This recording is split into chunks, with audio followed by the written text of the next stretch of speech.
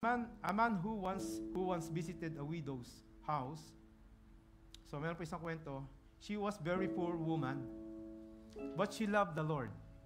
And the man asked her, "How is it that your home is so full of joy and peace?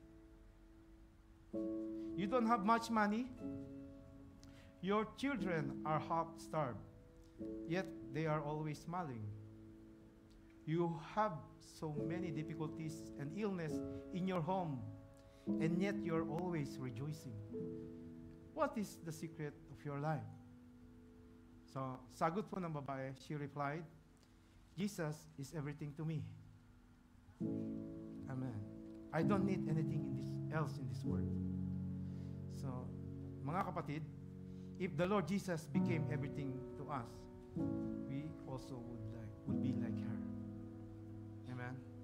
Ang hope na meron tayo. Amen. Hallelujah. Ang joy sa ating puso. Kapag tinanggap natin si Jesus sa ating puso, yung joy parang parang bukal sa ating puso, ito yung lumalabas from inside out.